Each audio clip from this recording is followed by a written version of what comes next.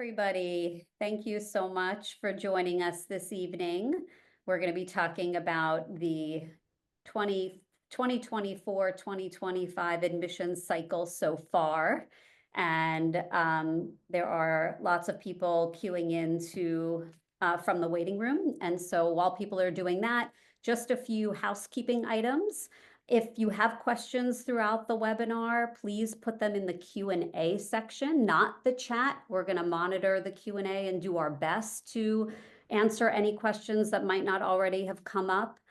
We did take the questions that were submitted during registration, and that's what we're working off of. So if you submitted something, you'll likely hear it come up in our conversation. And we're also going to take a poll right at the top in a few moments to see for our audience what grade level people are so that we can adjust our responses given who is joining us this evening. I'm Bari Norman from Expert Admissions, and I'm going to hand this over now to Leslie Singer, who's moderating for us. And while Leslie gets started, I am going to put up the poll. Okay, so, well, as Barry said, I'm Leslie Singer of Brown Harris Stevens, and I will be moderating this evening. And I have the pleasure of doing this with Dr. Bari Norman, who is the co-founder and head counselor of Expert Admissions, and Sasha DeWind, who is the executive director of Tutor Associates. Forgive me, we have many questions, so I will be looking down at that particular list. So once we're done with the poll and everybody kind of, is in, we will begin. Yeah, so we have about 65% 11th graders, followed by a little under 20% 10th graders, and then kind of equally distributed for seniors, 9th graders, and then other. So we have a majority 11th graders, followed by 10th graders. So I'm going to close the poll. Thanks to everybody for responding for us. So I'm going to begin, and I'm going to begin with a very broad question for Sasha. For this year, what has changed this year and what has stayed the same? Well, thanks, Leslie. And I'm so happy to be here back with you both tonight. Well, unfortunately, my ACT is changing. And I think for anyone who's watched this before, I think of my ACT as the steady test that never changes. And the SAT is always changing. But the ACT is indeed changing this year and certainly this spring. So I want to talk about sort of the three options right now for students and the differences between the tests. So we do have the SAT, and this is the new version of the SAT. It's been around for a little bit now. It's digital. It is testing the math and the verbal. It is adaptive. We can go into what that means in more detail, but this is the SAT as we've known it in its most recent iteration. That is available to our kids just as it has been, and in the same sort of timeline as it has been. And the only thing I want to note about the new SAT before I head to the ACT is that we have noticed some increased difficulty on the math section in the most recent SAT iterations. And the college Blue Book practice tests that the College Board releases, they've been updating their tests as we go. And this is what happens when you have a new test, right? They start to release more materials. The test changes a little. They release new materials. Our friends at Test Innovators, who make beautiful practice tests, I just got an email from them tonight saying we're adjusting our scoring a little. This is what happens when you don't have 20 years of data or 20 years of tests under your belt. But other than that, the format of the SAT is unchanged, certainly from last year. And we certainly have juniors and seniors who are done, but juniors and sophomores who are gearing up to take these SATs. So that's the SAT. Strangely, maybe my consistent friend tonight. But again, the math has been a little bit inconsistent, and that's been certainly a frustration for tutors and students alike. The ACT, in its attempt, I think, to compete with this new, shiny, shorter SAT, has decided it's going to also change. For our current juniors, for those 11th graders or their parents who are watching, realistically, the change doesn't happen until September.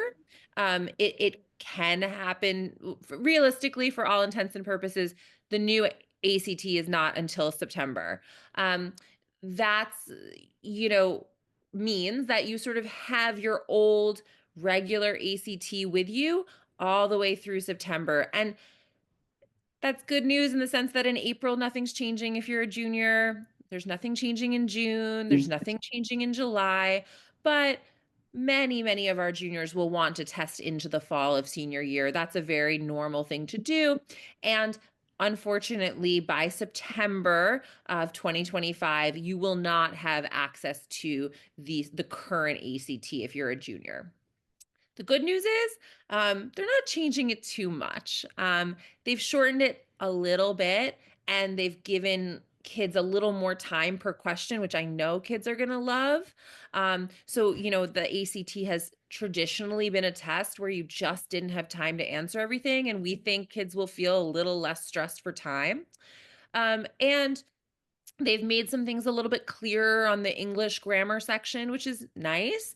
So all in all, not too many changes. I think the biggest change, and it's not a change for our kids, but is that they've made the science section as of September optional, and they are no longer including that dreaded science section in the composite, the average of the scores that goes to colleges.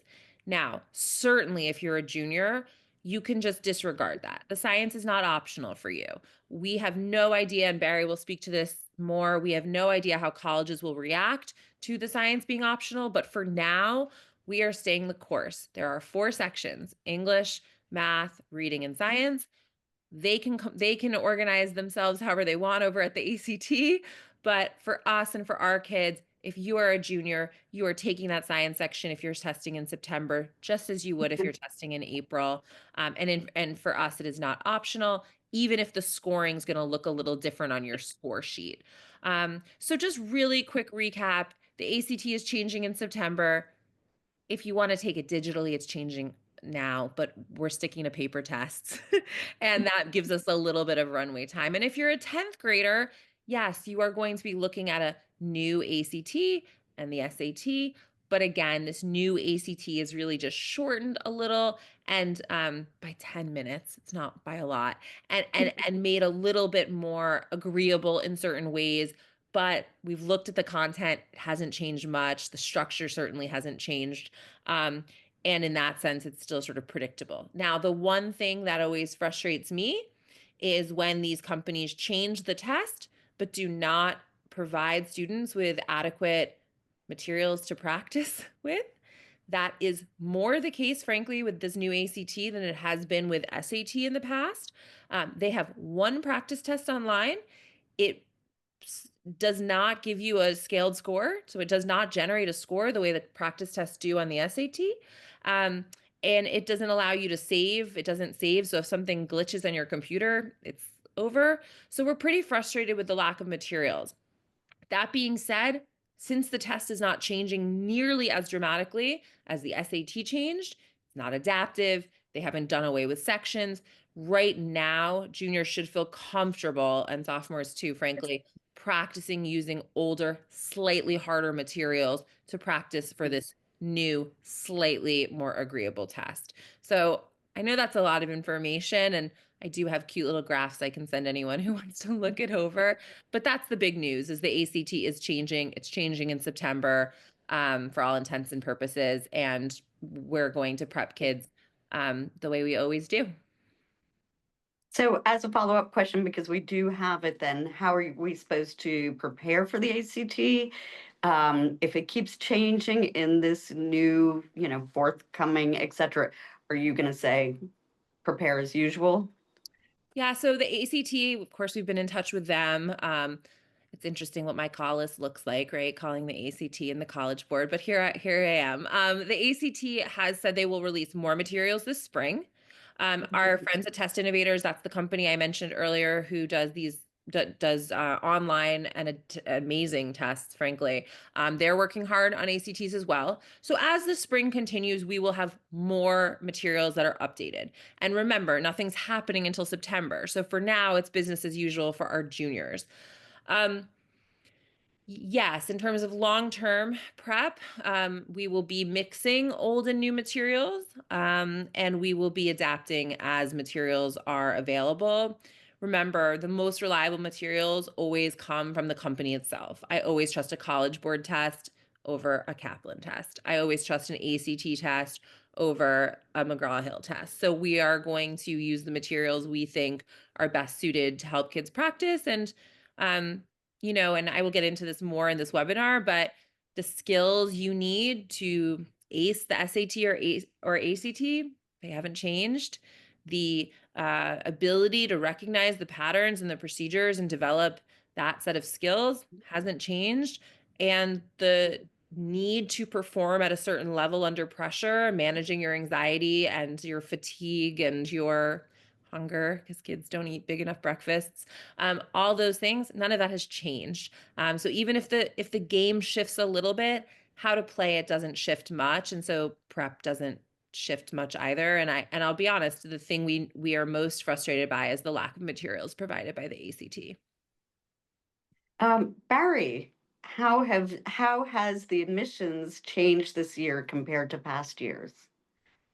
So, well, we obviously, with the changing ACT and recently SAT, we have to take that into consideration. Although, a lot of stuff can change and we have to pay attention to that when we're in the weeds or when students are in the weeds. But ultimately, what matters is what admissions thinks about all this. And some of it they care about and even know about, and a lot of it they don't know about. And they're not paying attention to. So what happens on the two different sides of the desk, the student side and the admission side, can be a little bit different. So we certainly are paying attention to these changing exams and what we think will be best for our students to be able to get the scores that they need so that the scores don't become a barrier. And that's always what we're hoping for, right? You're hoping for scores that are not going to hold you back, and you're hoping to be able to provide scores that can put you in the sort of bucket of students that are going to be on the higher end for a particular school.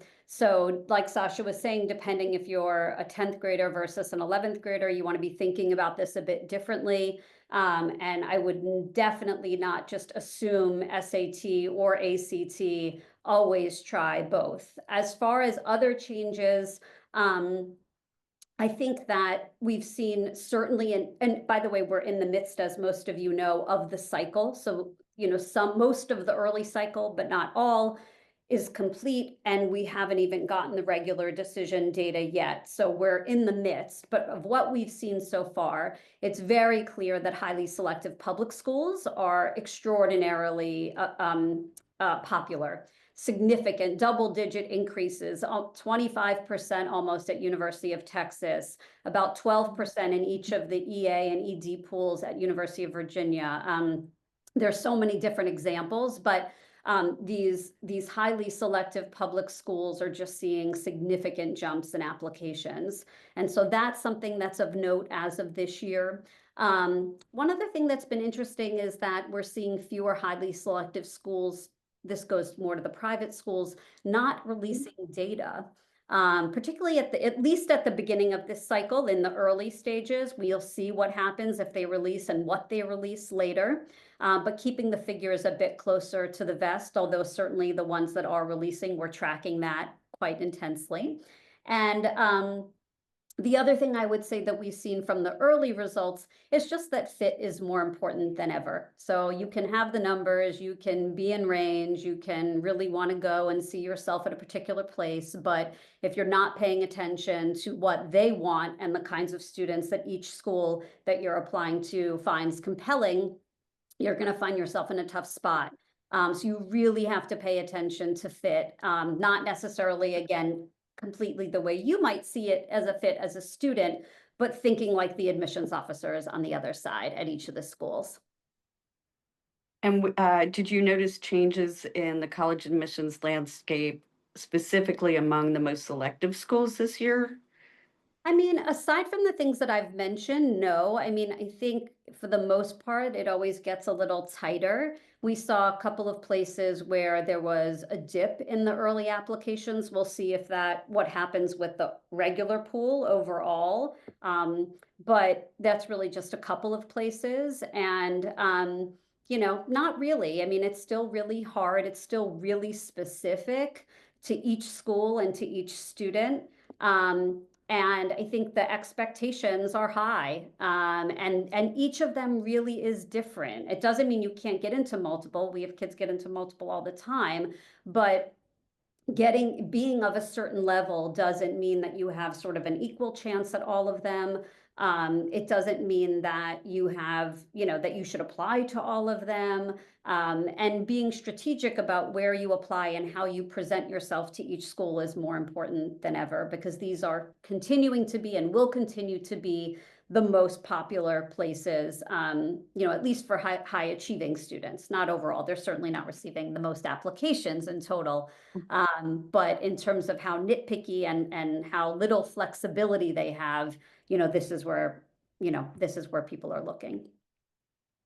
You can both comment on this, but Barry, I'm going to ask you first. Are scores really optional at test optional schools? So I'll give the answer to most admissions questions. It depends.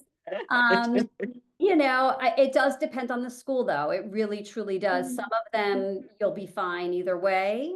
But at a lot of them, you're going to be much better served if you can give them scores they want. I always will take the scores and want the scores. That's my ideal situation, even in a test optional environment at a particular school, even where many students will be admitted via test optional. I always will find that the student is in a better position if we can give them scores that they want, not just giving them scores, but giving them competitive scores for their pool.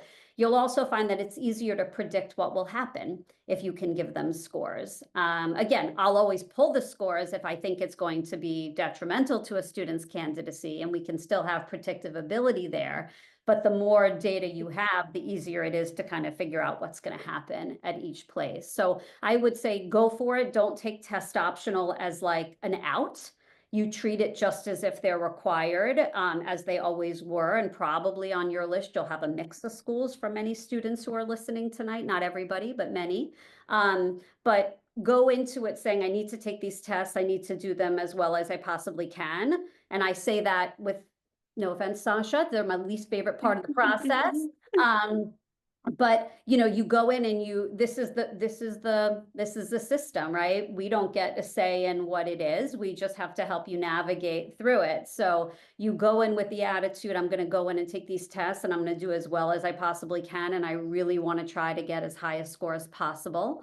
And if you can't, the nice thing is that depending on where you're looking, most students will have a bit of a safety net with some schools. Actually, every student will, because from the Ivy League on down, there are test optional schools. Again, whether your chances are the same with and without scores is sort of another story. And I don't want to speak to the admissions part. That really is Barry's world, but I do want to speak to how you approach this as a result of what Barry's saying, because when you come to us sophomore year, which is really the time to start exploring and diagnosing, and that does not mean it's time to start prepping. It does not mean you need to prep for 2 years, but 10th grade really is the time to start figuring out which tests you might take, start figuring out if you have accommodations, what the process is for receiving those. It's a planning time, right? And the reason I say that is because when you come to me in February of 11th grade or summer before senior year, and that's when you're sort of ready to get going, there may not be enough time for you to get the kinds of scores that Barry is going to say is worth sort of sending. And I think it's very important as a tutoring business to be honest and clear about how much improvement is likely, what kinds of work goes into that improvement. We never tell a family that they're going to go 14 points up in 3 months. It's just not going to happen, or it's very unlikely. And the reason I say this is because if your child really is going to improve a lot, but is likely not going to send scores, you know, the other side of what Barry's saying is that we want scores. We want to be positioned that we have scores. The other side of that is if those are never going to get there, and it's going to take away from your valuable time that could be spent on your schoolwork, your extracurriculars, your sleep, other things like that. We want to be upfront and clear about that early on in the process so that we can plan ahead. So it's a balancing act, right? There's always an opportunity cost. We want all of our students to be able to reach that capacity and to be able to send scores. But we also want to start early so that we know what position we're in, and we can plan ahead for all contingencies. And we will advise students, like when we see diagnostic like scores sometimes, or when tutoring has been going on for a certain amount of time, we'll be like, and the tutoring and, you know, tutor associates will agree with us, just stop. Like, it's not worth it. Like, it's not going to get where it needs to get. And that's not doubting any particular student. It's just knowing the test, what's realistic in a certain amount of time, and what's worth prioritizing. So we too will advise students, certain students, just stop the prep even. And there'll be plenty of students who will use scores at some of their schools and not others. So it really, again, the answer always, right? It depends.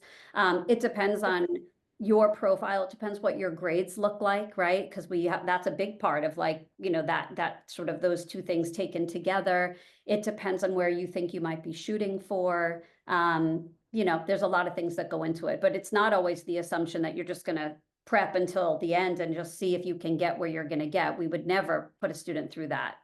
For a variety of reasons, it wouldn't be worth it. And too often, frankly, kids come to me in 9th grade, or their parents come to me in 9th grade or 10th, and they say to me, like, we're ready to get going. And when we start digging in, there's a B- in chem, there's a C+ in bio. And these are things that I think we need to address that right now, right? We need to help your child in their academics before we start putting our attention on something that actually, as Barry and I point out over and over, we have a lot of time to actually get to the test, right? The applications aren't due until 12th grade.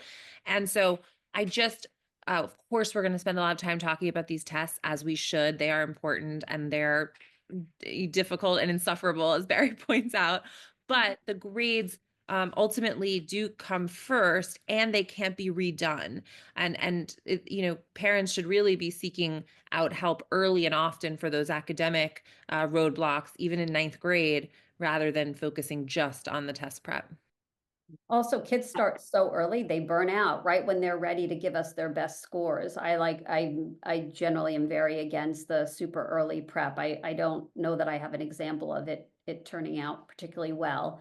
You know, a lot of times you're just not ready. You have stuff to learn at school. You've got just developmentally further to go, and you'll get farther faster in less time overall if you start later. So just, you know, I understand the logic on let's start as early as possible, because then it will be less stressful. We have more time to, for it to go on for, and to spread it out over. But it just, in theory, that sounds great, but in practice with actual students who are not robots and are juggling a lot, it just doesn't tend to work. So like Sasha said, we also say in 10th grade, we start considering which tests to take, you know, getting ready to figure out which tutor you're working with and what, you know, who you match up with well, when the initial testing schedule is going to look like, right? We don't just schedule the whole thing. We want to see how it's going, how tutoring is progressing. I think people are very quick to want to just say, I'm going to be doing this and I'm going to take it and I'll be done by this time. And I'm just going to put in all the time I can until then, so I'm done early. And it's like, well, maybe you'll be done early, but the results will be what tell us when you're done, right? And so just having some flexibility when you're starting, and also thinking that the end point is the beginning of 12th grade for testing. If you finish sooner than that, just consider yourself lucky and ahead of schedule. Do not consider it like you should be done at the end of junior year. And if you go farther, you're going late or longer. Admissions offices don't care and don't look at when you got your score. Like, you just need to get it. And the other thing is that we often see really nice jumps in the beginning of 12th grade, meaningful jumps. And I say that, like, jaded as I am of like what to expect with scores and what to get with them, really meaningful jumps at the beginning of 12th grade that make a difference between a student having a really good chance or being held back by scores. And so do not count out the beginning of 12th grade if you might need it. And it's not at all late. It's in fact like one of my favorite times for people to test because it gives me extra stuff to work with. For those who don't know, how do you even decide whether you're an ACT or an SAT person to begin with? Yeah, and I had a little question about this in the chat too, so I'll sort of go over it in more detail. I Yeah. mean, the very clear answer is to take a full length diagnostic in the SAT and a full length diagnostic of the ACT. Again, this usually happens sometime in the sort of winter, spring of 10th grade or the summer before 11th grade. Obviously, kids come to us all different points in the process, but really the best thing to do is to try one of each. And you know, we've debated this a lot at TA. We are going to right now for our current sophomores until better materials are released. We are going to use the current ACT, the old ACT as our benchmark. The new one that's been released does not generate scaled scores. It's just not accurate enough of a baseline, and the changes aren't dramatic enough for us to feel like the new one is worth using. So for now, you'll take an SAT and an ACT. Sometimes the scores are similar, sometimes they're not, but there's a lot of things that you dive into behind the scores that I'm always interested in, right? Why are the scores that way? Did you just run out of time? You know, was the context of that diagnostic? I'm also interested in the timeline. I mean, some kids are away in July and there's a July ACT. And I love that July ACT, but if you're going to be in, you know, Paris, then that's going to be tricky. So we're also looking at things that are a little bit more zoomed in, not just the scores, but the why behind the scores and the logistics around it. And to Barry's point, I want to say that some kids have fall sports that are really intense. Some kids have nothing going on in the fall and their spring is crazy. So the timing of when you test, I mean, for a Tutor Associates, it's really customized around that child, right? There are children at boarding schools. They have a different life and a different amount of time to prep than kids who are at day schools. And there are kids who are ready earlier and kids who are not. And so there's no one size fits all. And I will say that the thing I did growing up, which is like spring of junior year is when you test. We all just sat in May and June for the SAT. It's actually my least favorite time for kids to test. They're so stressed out. They're so tired. They're busy with finals. So actually, it's my least likely time to recommend testing. I'm happy with fall of junior year. If you're one of those kids who's ready way early, I'm happy with winter, spring of junior year. I'm happy with summer before senior year. And I'm very happy with fall of senior year.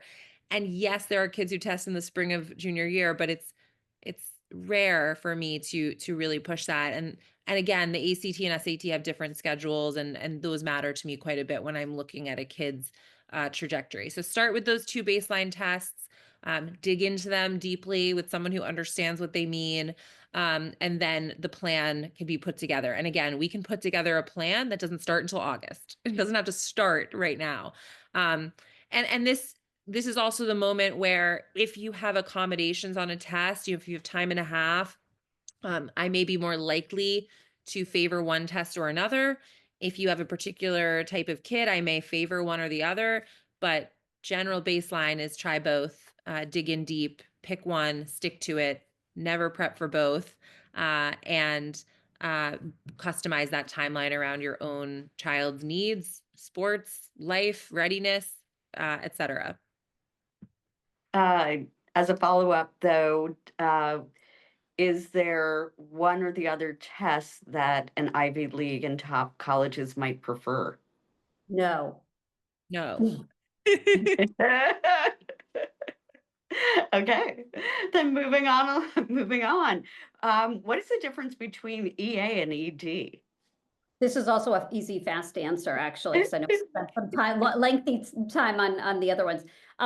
ED is early decision. It's a binding commitment. If they admit you, you must enroll. So you can only apply to one school early decision. There are multiple rounds of early decision at some schools. So in theory, somebody can apply to one school in the first round of early decision, not get in, and then apply to another school early decision in the second round, but that's only after they've been released from that first round commitment, and not every school offers it. So early decision is a binding agreement. If you're admitted, you must enroll.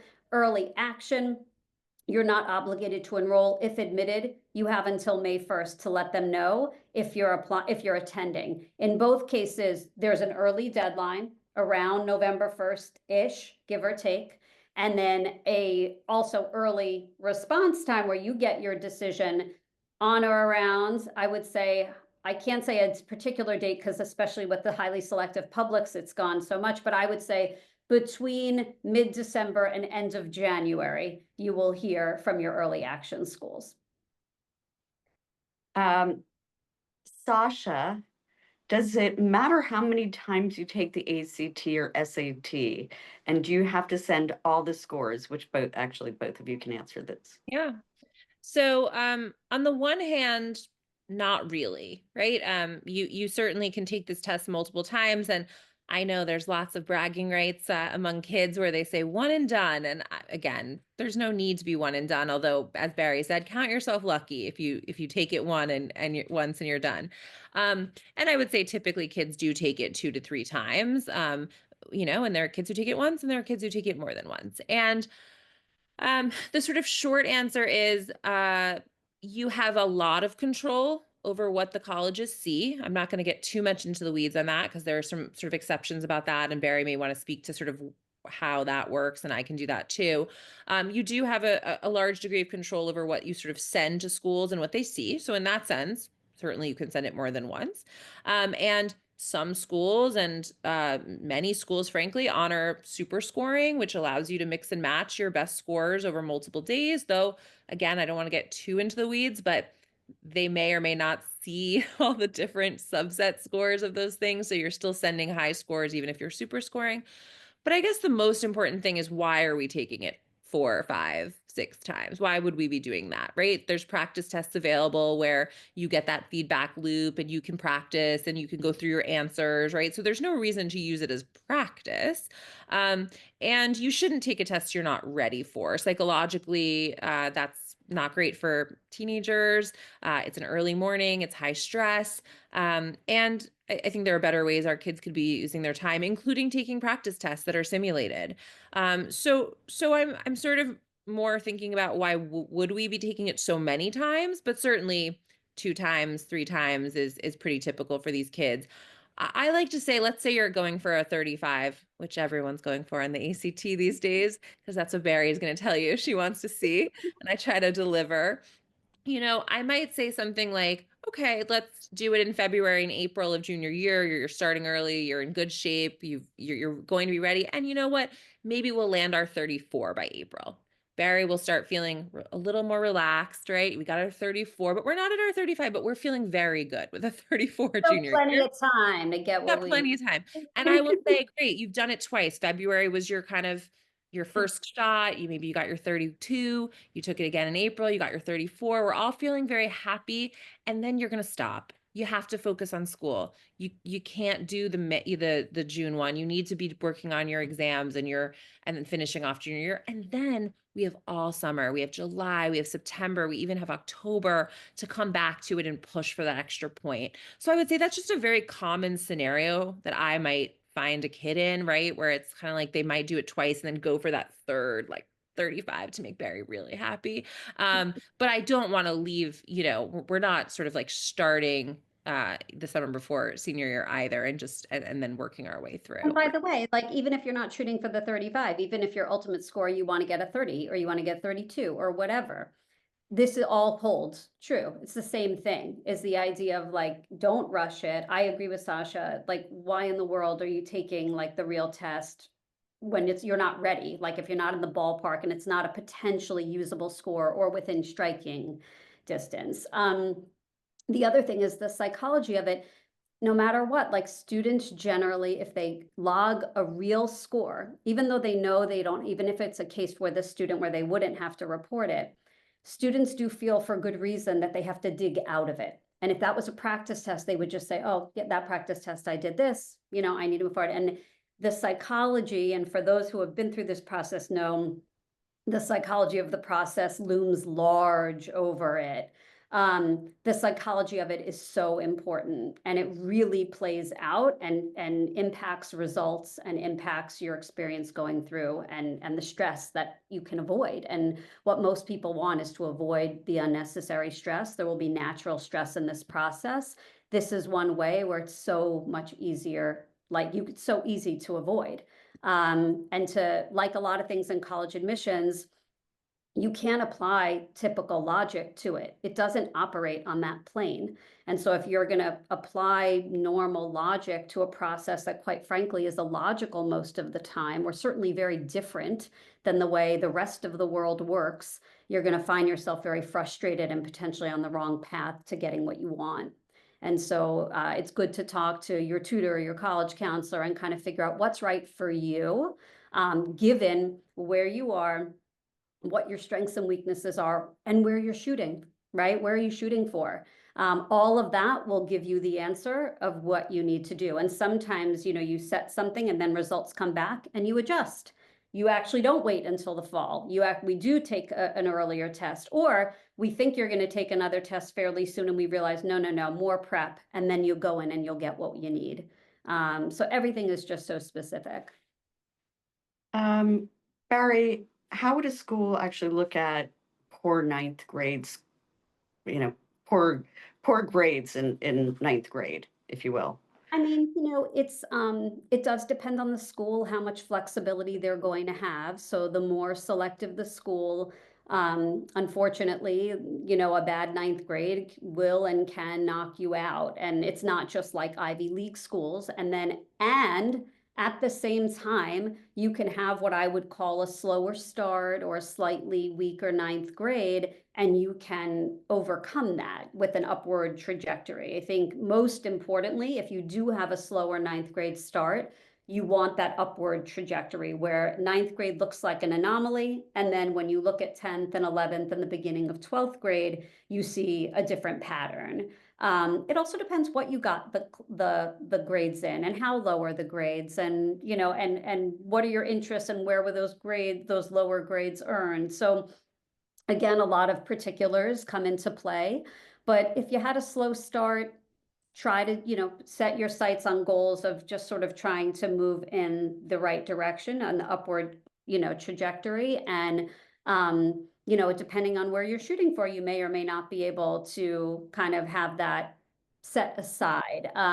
But they're looking at everything, right? They're looking at everything. They're taking things into account, whether you're in the early pool or the regular pool. Some instances it will make a difference there where they can be willing to be a bit more flexible and early, but if you show up in regular, not so much. And their strategy is going to be really important.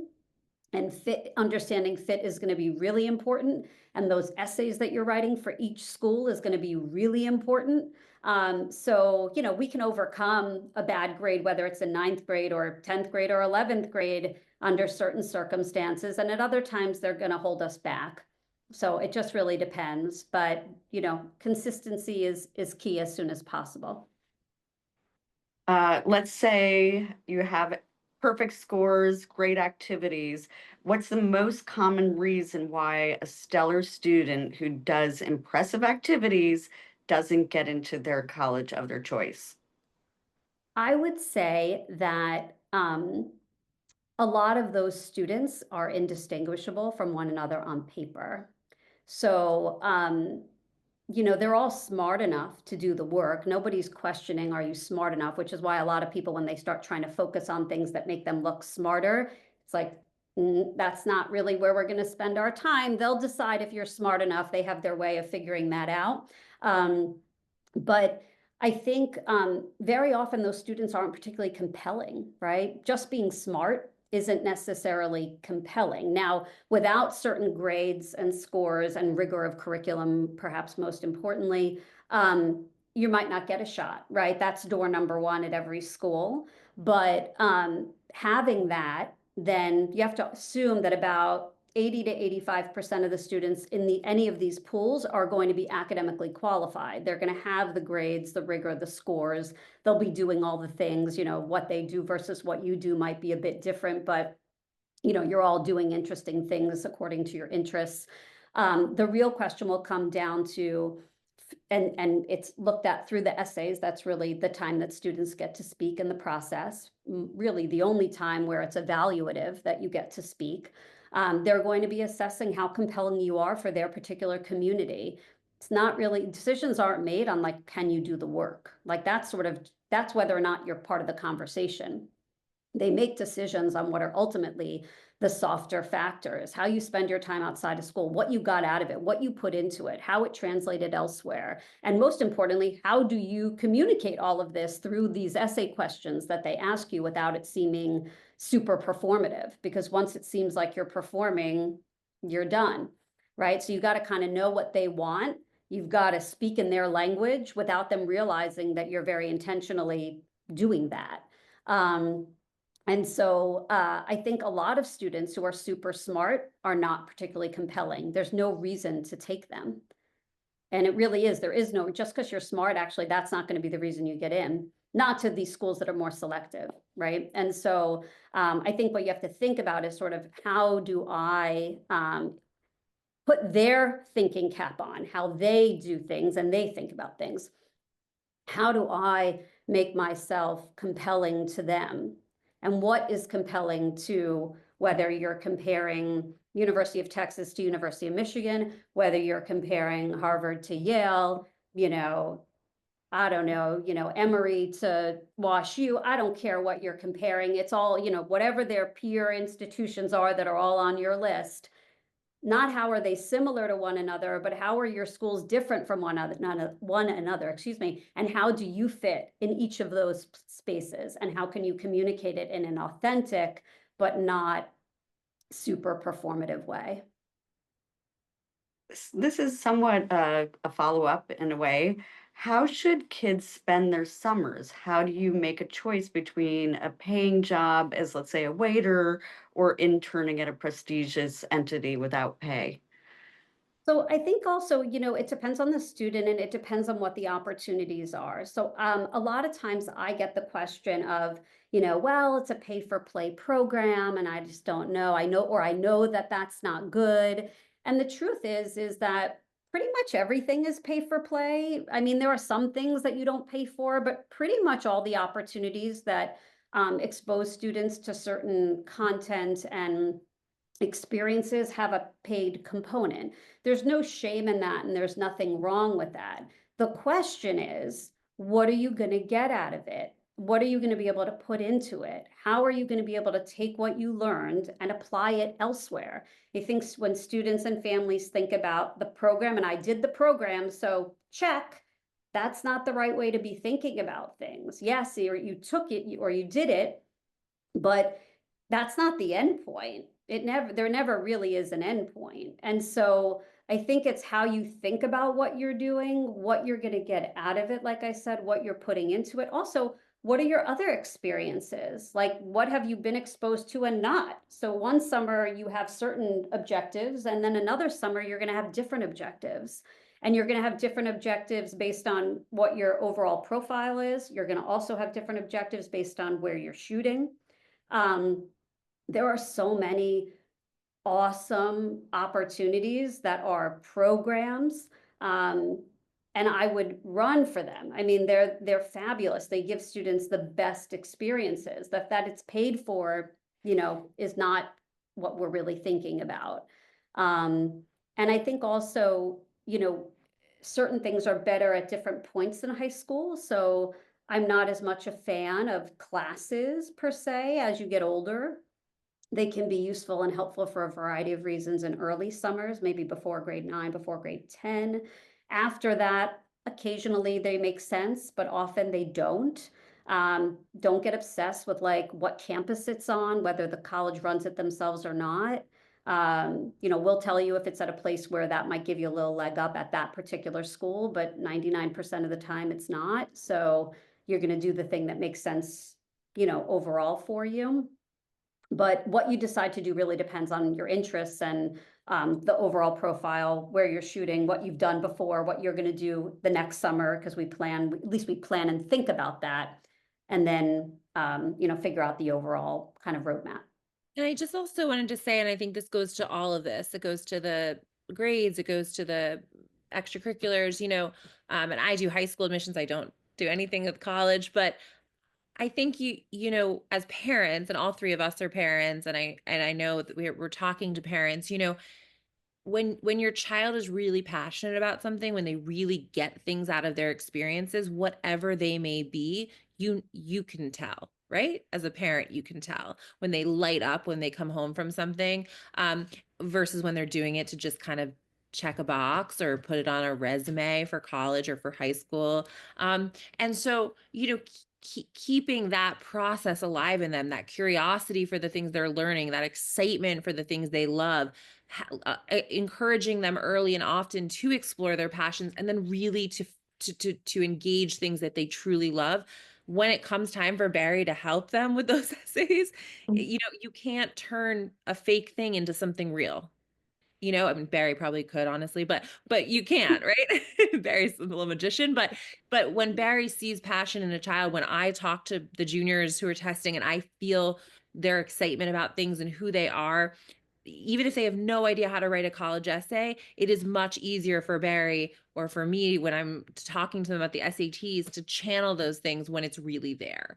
And so as parents, focusing less on the like, what are the things they'll like, and more on developing that child over 4 very important years of their life, into someone who's curious and happy and engaged and loves the things they do. That's what Bari's talking about when she says, well, what did they get out of it? Right? What did they take away from it? Yeah, And a I think lot that's true of being a waiter too, right? Yeah, absolutely. A lot of people will ask, well, what am I supposed to say? And it's like, well, I can't tell you why you like something, right? I can't tell you, you can't fake joy. And by the way, there are students who have passions, and maybe certainly many, maybe most of them do not. And that is okay. And that's where we can work with it too. But we absolutely expect them to like certain things more than others. So I don't care if it's not your passion, but there has to be a kernel of interest. Why are you doing it? Why'd you pick that over something else? Like, so even if it's not like a full-blown passion that somebody's like eyes light up and they're just like, this is what they were put on earth to do and they figured it out. That's okay, but again, you have to want to be there or want to do it or have some connection to it in some way. The other thing I always tell students is that this is a short, long-term project, or perhaps a long, short-term project. You can do this and realize when this process is over, or even a little bit before it's fully over, that this was a great run, and it was great while it lasted, but now on to bigger and better things. You may also be a student where you've realized, oh my God, I found my thing, and let's get on the rocket ship and go right from here. Both are great, right? Students, though, shouldn't feel like whatever they pick, that suddenly like they're locking themselves into this for a true long term. It doesn't have to exist in college. It certainly doesn't have to exist in your career. It's for now. This is what you're focusing on for now. And whether or not for now becomes for long, who cares? We'll figure that out when we get there. So no pressure on that part, but you do need to do something you actually care about. Bari, what do you or how do you perceive the impact of AI on the application process? This is a great question, and there's some very relevant current things going on. So we know University of North Carolina, UNC Chapel Hill uses AI in their initial like kind of brush through applications. Something this year that the University of Michigan changed for their honors college, they changed their essay question. And it literally, so I actually think, I mean, I'm such a nerd about this stuff, but I think it's so their prompt is to ask AI why the University of Michigan honors program is right for me, and to have it write an essay. And then you have to give Michigan that AI generated essay. And then your essay is about why the AI essay didn't capture and didn't quite grasp, like why it wasn't good enough, like essentially. And so they're kind of getting ahead of you. And so I think that is very smart of them. And I think it will be interesting to see how other schools handle it. So so AI is coming, and it obviously part of the admissions process, sometimes on the back end for some initial, kind of, looking at applications. And then for students, on the student side, you got to be really careful. The other thing we were joking about is like, when you have all these applicants, tens of thousands or even thousands, whatever, of applicants asking their chat GPT or whatever the same question over and over again, even when you kind of make it a little bit more to your liking, you have to assume that there's going to be something lost there. So we'll also start seeing, certainly in the, kind of the check boxes at the end, as we already have, that this is work that was done completely by you. There are some other colleges that have said, listen, we understand that kids might initially start with some ideas there, but they're absolutely running it through AI checkers on the other end. And we've certainly, I know from, not from our students, of course, but from like my professional listservs colleagues who have had kids get flagged for AI, even getting threatened to be, not just get that offer taken away, but to get other colleges notified. And so you got to be really, really careful and understand what each of your colleges considers. But the best thing to do is to just do the work as it always was before we had ChatGPT and things like that. Have somebody help you who understands the admissions process, who can guide you and direct you, and then you don't have to worry about anything at all. I'm sensitive to the fact that I have a couple more questions that I'm happy to go through, and I know these questions came from parents, or we can look at some of the questions that came through. And I look to you and Sasha, because I'm happy to continue asking questions I've unless gone there in and was. answered a few of them, just like quickly, some of the sort of low hanging fruit. And obviously some of the more specific questions, I think are always best for conversations with me and with Bari. And you can always email me, to talk about those. So I think, and Bari, you can take a glance at the questions too, and maybe there's some in there. I know there are some questions about, like fit, a lot of questions about fit. How do you research, Bari, the fit of a school? How do you find out what it is they think is the fit? So that's the one I've seen like multiple times in different ways. I'm happy to respond. There's not something where it's like the old FIS guide and you go up and you look and are like fit, because they don't publish these things. I think the truth is also, some of it, I think these, like if you talk to an admissions officer, they might talk about these sorts of things. But for us, at least the way, and I can only speak from my own experience, is, you see, this is our 21st year, you see over 21 years, like who they each take and who they say no to. And you see patterns of the types of students. And there's not like if you do this and you do that, and if you do this, then you're a fit for this school. Or if you do this versus that, you're going to be a better fit for that school. This is definitely an art and a science. And it's like, setting two people up on a blind date. It's like a gut sense of the person, and in this instance, an institution, and kind of how well they'll gel together. But certainly, to give something a little bit more specific, because I can't just give little pointers for each one. Some schools are looking for more intellectually creative thinkers. Some schools are looking for more like extroverted leaders. Others don't care either way about that. Others are looking for students who have kind of been a bit more proactive in their own learning and their communities. Others are looking for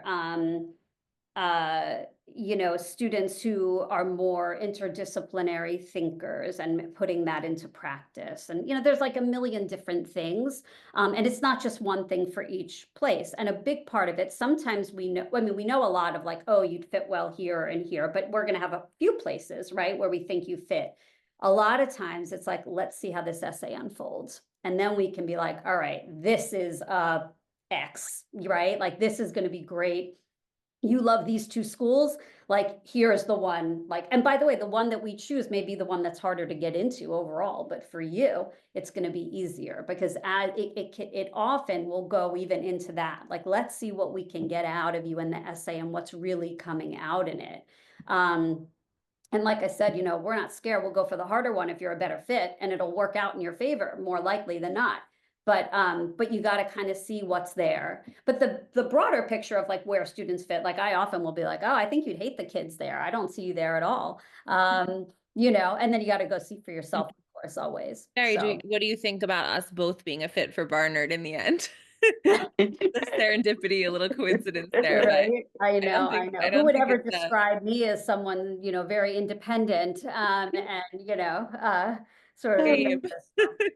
But here we are, There are 20 some years things later. about us that never change and that we can't change. And I always say that too, is that, when we talk about fit, yeah, there are some things we'll focus a little bit more on this, even though it's not as important to you because we know they're going to like it, or, something else for another school because we know that'll play better there. And then there are certain things about all of us. We just are who we are. And some schools aren't gonna like me. I'm not intellectual. I think I'm really smart. I am really smart, but I'm not intellectual. I don't want to sit and talk about ideas all day. I want to get stuff done. So does University of Chicago find me particularly compelling? No, I actually think I'd really like it there, but it's going to be hard for me to get in because that's not me, right? And so I might really want to go there, but I'm not going to be a good fit. Again, I could be successful, do the work, get great grades, whatever. But that's not what it's about. So, you got to kind of think and be realistic about the things that you can kind of, adjust or kind of focus on and not focus on in the process of applying. And then the things about each of us that is just us and we can't change, and nor should we want to. I think I'm going to wrap it up at this point, but because I know we can go on all evening, both you and Sasha, Barry and Sasha, you're so passionate and we could keep going for hours. And I'm sure the parents as well could keep going. But I know you both are available to anyone with specific questions. And as always, what a dynamic evening. Thank you so much, Leslie. Thank And you, thanks to Leslie. everyone for joining us. Thank you both. I love being a part of this, and we'll be back soon for more. Oh, So yes, email us those definitely. questions or save them up for the next That's time. right. You Exactly. wait until April once we've got these regular decision results and we'll be back at you. Sounds great. Have a good night, everybody. Bye. Bye.